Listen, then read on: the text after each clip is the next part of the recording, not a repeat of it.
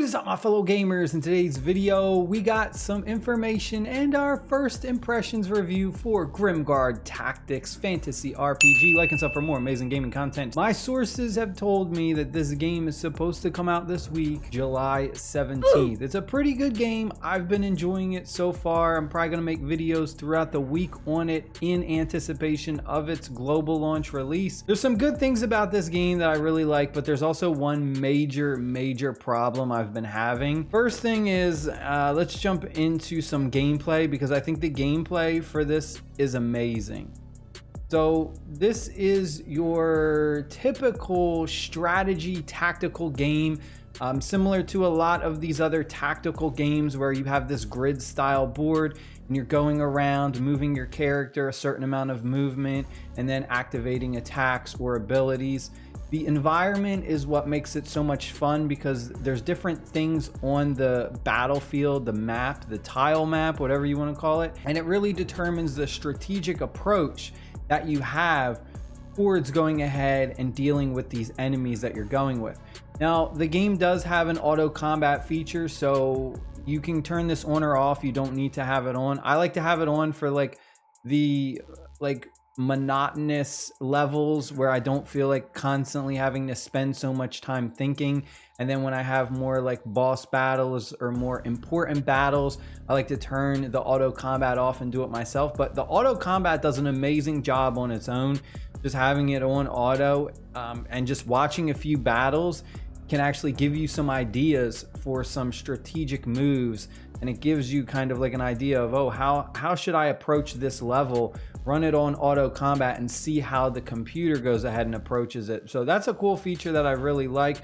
But there's a bunch of different things going on with the environment. There's like explosive barrels that your characters can push and knock into other enemies, or you have an archer class that can go ahead and shoot it and destroy it and it blows up and deals damage to nearby enemies.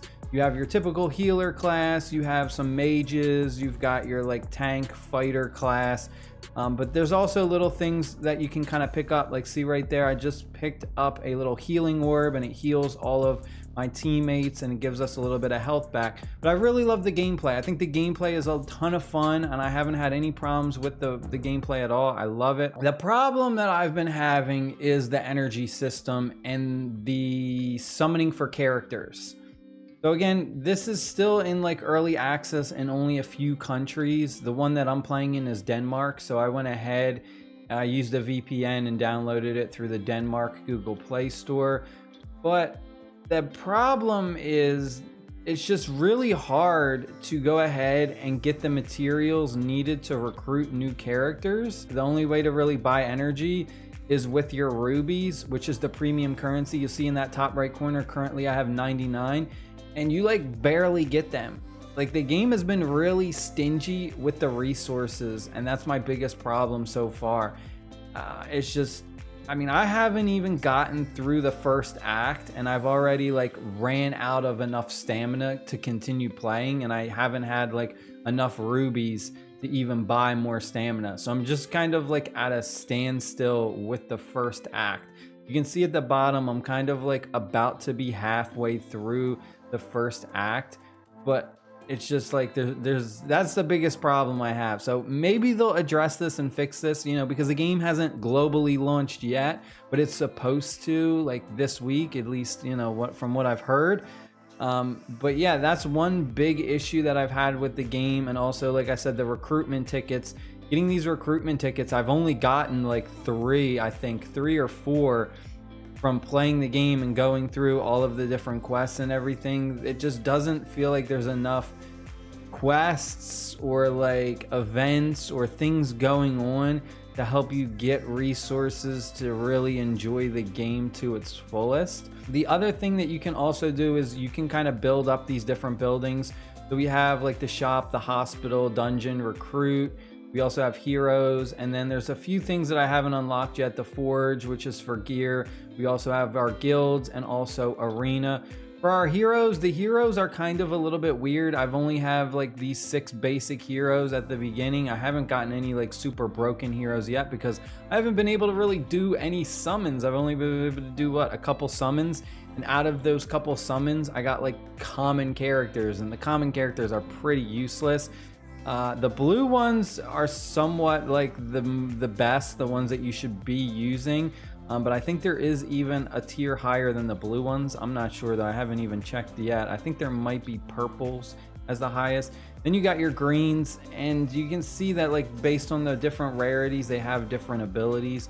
So the green ones, they only have like 2 different abilities in that bottom right corner, where they have this one.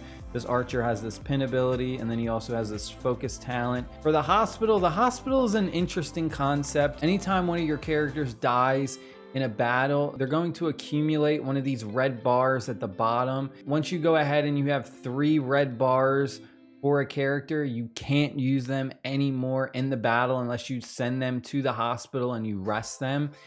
So it has like a timer for the rest feature.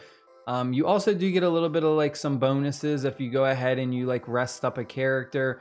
You'll get some extra, I think they get like 2% extra attack damage or something. But if you put a character in here, you then have to basically wait like 20 minutes, or you can go ahead and use these bandages to kind of like instantly heal them up, and then you get that little bonus.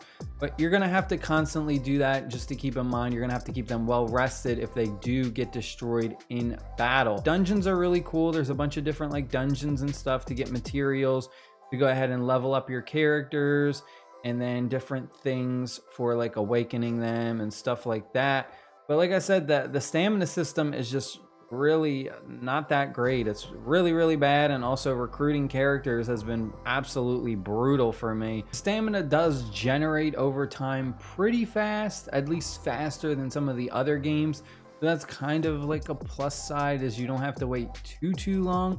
But you are going to notice that a lot of times with that, you're going to be playing, and then you're gonna have to wait like an hour, and then you can come back and play. There's like that interval time of like a half hour to an hour where you can't play, and you're kind of waiting for stamina to go ahead and regenerate. So we'll see what happens with global launch, if they make any additional improvements, or if this is the game that's everyone's gonna get for global launch.